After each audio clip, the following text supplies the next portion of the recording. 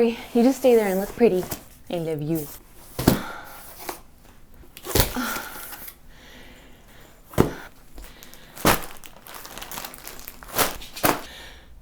Why am I so out of breath? So today I will be going through my massive historical trim, fabric, and notion purchases. So I haven't unboxed anything yet, and it's been torturous waiting for everything to arrive so I could film this video. I guess now I know how Sophia Nygaard feels.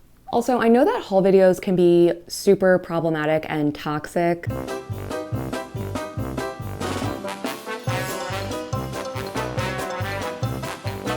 However, I would have made these purchases regardless. And the majority of items that I do purchase is either secondhand or natural fiber, which means that I can easily compost my scraps if I don't donate them. Do you wanna unbox some fabric? You smell. You gonna be mom's assistant today? Oh, thank you. No, never use fabric scissors for anything other than fabric. Old scissors.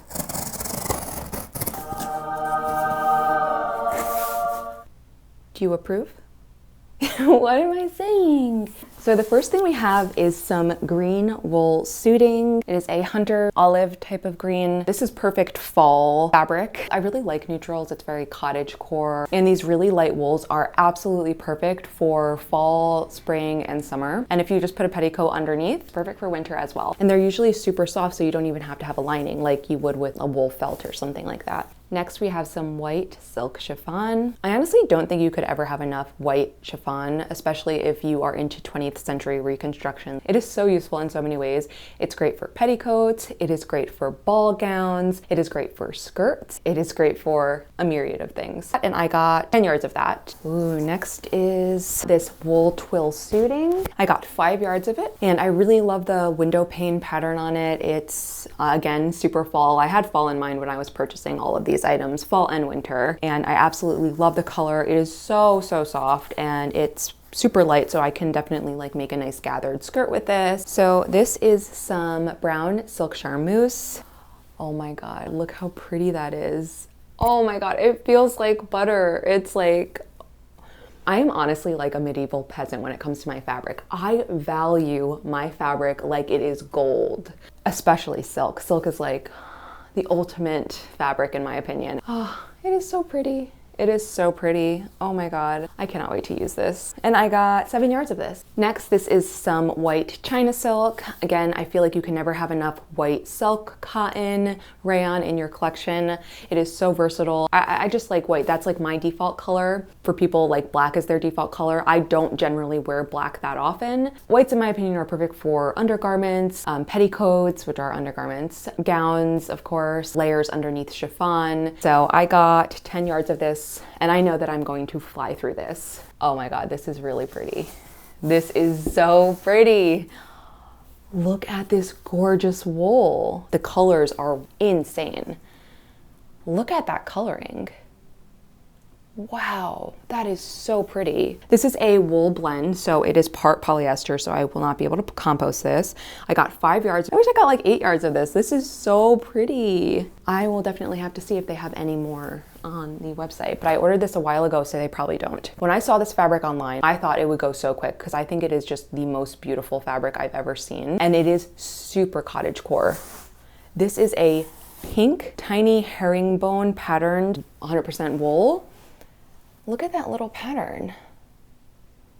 Oh my god, that's so pretty. I really like this. And lastly, for this box, I got this wool herringbone flannel. I got 5 yards of this, and this is just a very simple wool neutral. This is perfect for winter, for skirts and coats. I love it. It's lighter than I thought, which is good because sometimes the heavy wools are really difficult to work with, and I have a lot of heavy wools in my collection already. So yeah, here we go. Excuse me. Okay, so if I'm not mistaken, the majority of this box is all silk. Can I help you? Oh, do you want scratches? I would kiss you, but I have lipstick on. Oh my god, just opening this is just like a dream. Wow, this is so pretty. So this is like a sapphire silk charmeuse. Oh my god, this feels, again, so good. I'm never going to stop being amazed by just how amazing silk charmeuse feels. So I've never worked with velvet before.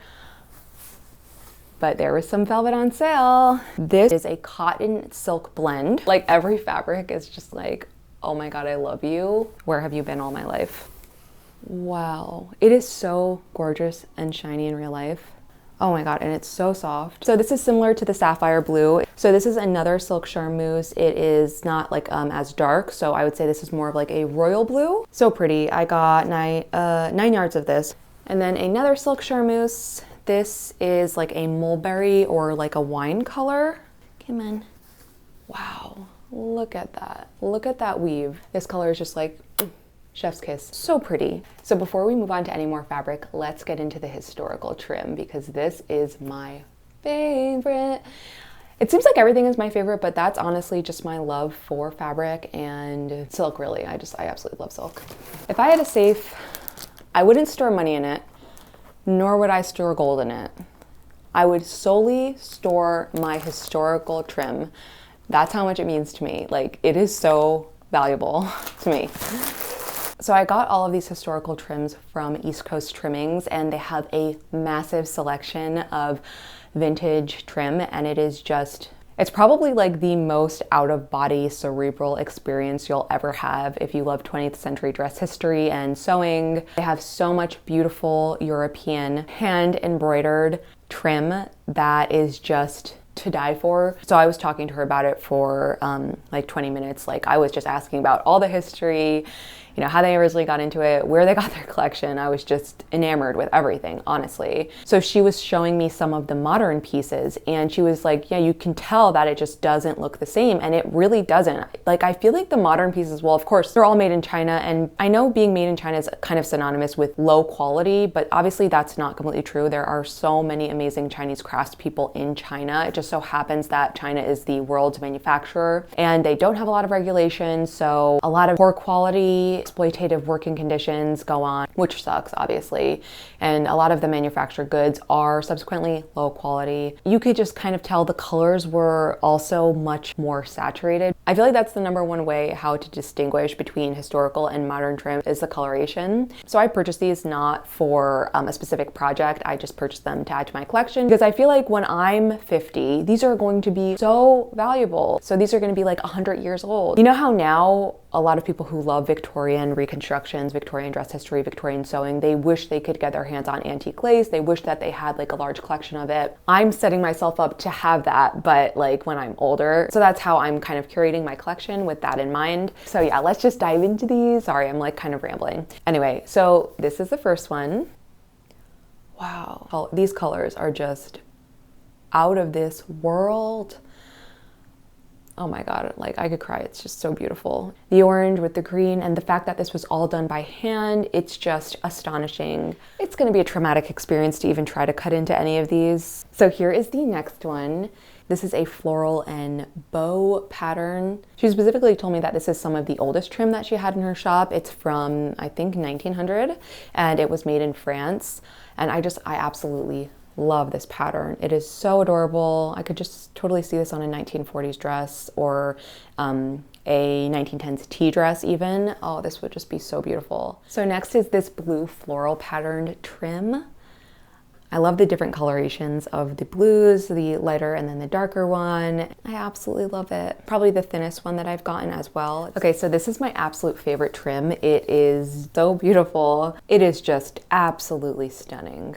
Oh my God, this is so beautiful. It is yellow, like the Beauty and the Beast yellow, with a very subtle floral motif in the middle. It's like white and yellow. Oh my God, it's so pretty. I love this. This would go great in a pair of combinations or on a 1910s tea dress. So I'm definitely saving it for that. Okay, so next is this thick. Damn, she's thick as fuck. It almost looks like a brocade. It is tan and white. Oh my God, I love this. This is like such like a French Baroque pattern. This would go so well on like a plain white dress and it would be just like the centerpiece of it. And then last for the historical trim is this really, really pretty orange and white trim. This reminds me of Italy for some reason. Again, I could see just a plain white dress with this as the waistband, and I think it would really look just so stunning. I feel like this could work for fall and it could also work for summer really well. And then I got this modern lace that I just think is nice and simple. This would be great for the hem of a dress. And then I got this green ribbon, which would work really well as like a hair ribbon. Okay, now we're on to the like bagged fabrics. I'm always worried I'm gonna cut the fabric whenever I open these. So first I have this super light yellow cotton wool. Oh my God, this would make such a nice summer dress. I love wool. It's just so light and airy and ethereal almost. I know exactly what I'm gonna use it for. I'm going to be using this for a reconstruction. And then this is gold silk de Sheen. It's supposed to be gold, but it is like beige. Crepe de Sheen. I mean, when you order fabric online, you're always bound to get one or two that definitely didn't look like the photo. But I definitely have a tip. Be very careful when you're ordering reds online, because I'm always looking for a beautiful deep red, and every time I get the red, it's like a tomato red, and there's nothing more ugly in my opinion than a red that is not a true red, a red that is like a few shades lighter than red. So next I got this, I feel like this is a unique color. It's like a muted blue. It is a silk georgette. I really, really like this, and I feel like this would be great in like an 18th century recreation possibly, or anything really. Next, I got another blue crepe de Sheen. This color blue was really, really popular in the 1950s, and I will eventually be making something that is going to be requiring a lot of this. So this is in preparation for that project. And then I just got some cotton shirting. This is some striped cotton shirting. I will either use this for mock-up fabric because it's so inexpensive. It's like cheaper than muslin. This was $5.20 a yard, or I'll just use it for a dress. Okay, I don't see the tag on this one, but this is a beige crepe de Sheen that I got. So just another neutral. Oh, that's weird. They didn't put it on any of the fabric. I feel like I've been ordering so much from Fabric Mart that they're just like, throw it in there. She's ordered so much, she doesn't even need it labeled anymore. So Fabric Mart had a beautiful white silk satin. And again, I feel like you can never have too much white of a particular fiber. So I saw this silk satin and I was like, oh, that's so perfect for jacket linings or whatever. And it was $29 a yard. So I was really waiting for it to go on sale. So I was waking up around like 6:30. Like that's how dedicated I am to getting a deal on my fabric. And then one day I sleep in till like 9. I get up and then that's the day silk is on sale and they only had 3 yards left, and I was like, damn it. I got the 3 yards because that's more than enough for like a lining. Yeah, but this is just gorgeous. It's beautiful. This would be like $40 if I got it from Mood. It would be so expensive. And I think I got it for, let's see, 12. I got it for $12 a yard. And then lastly, this goes with the 1950s turquoise project I was telling you about. This is like icy blue taffeta. Now I will be making multiple 20th century projects that require this. I'm sure you can guess a few of them. So there's 1, 2, 3, 4. Like this was such a popular color in the 1950s. So every time I see this come up on Fabric Mart, I immediately purchase it when it goes on sale, of course. I already have some that I purchased from last time. So I was like, oh, when are they gonna have more? Will they ever have more? And they finally did. Yay. I am really happy that I was able to snag this. And I think I got 7 yards. It's not even enough to accomplish half of them because they're pretty big projects, but I was just so happy that I could grab this. Okay. So next is just some like odds and ends that I've purchased. I have been practicing embroidery now for the last year or so. I am not very good. I definitely want to get much better at embroidery. So I invested in some vintage embroidery floss. I think that this is it. No. So I got a pattern lot that I saw on eBay. Let's see. It's from the 1950s. So here is the first pattern that I got. Oh my God, and I love this one. This is like a ball gown. I feel like there aren't many 1950s evening gown patterns, authentic patterns for sale. So I was really, really happy to see that. And that's honestly the reason why I purchased it. Here is the next one, just a cute little sweetheart neckline dress. And then this is like a sailor. This reminds me of like a sailor / Japanese schoolgirl uniform. Really like that. Then just like a simple dress. And then this is one I definitely won't use, but it is a drop waist dress. And I really, really do not like drop waist dresses from the 1950s. Well, I don't like drop waist anything really. So I will be probably either, I'm not gonna resell it because that's just way too much effort for me, but I will probably be giving it away. Actually, if you want that pattern, you can comment below, comment your Instagram, or you can message me on Instagram and I will send it to you. And I think that this is actually the embroidery floss. I hate opening packages. I have awful eczema and my hands are perpetually dry. So I really hate touching anything paper. I don't know, it gives me like goosebumps. Open. Okay, I think I kind of got it. Fuck. This is all of the this is all of the embroidery floss that I purchased. I think this is about 400. I think it's called skeins. I don't know. So I specifically wanted to get historical embroidery floss from the 50s, 60s because it was made out of cotton. So I am really happy to have these. I will never probably run out of embroidery floss for as long as I live. So yay. Excited to add these to my collection. Okay, so that is everything. This was literally like Christmas morning, opening up all of the historical trim. Oh my God.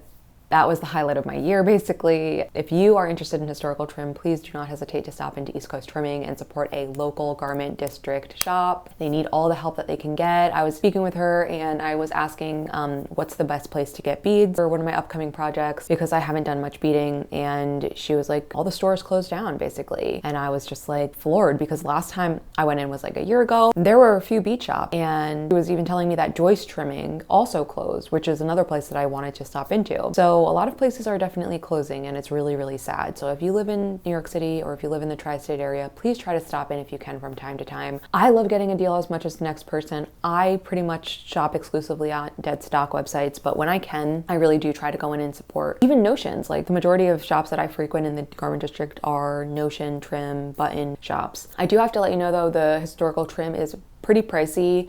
It's not like regular trim where it's like $5 a yard. It's maybe sometimes 20, upwards of $20 a yard. So just go in there expecting it not to be the same price as modern trim because they don't make any more of it. So my next video will be reconstructing the pink coat from the Marvelous Mrs. Maisel. I think that's one of her most iconic pieces. So if you're excited about that reconstruction, if you love 20th century dress history, if you like pretty things in general, please go ahead and subscribe. You don't have to though, you know, that's okay. But other than that, I will see you next week or the week after that. I'm still trying to figure out my schedule with like work and school and everything. I hope you have a great week and I will see you next time. Bye!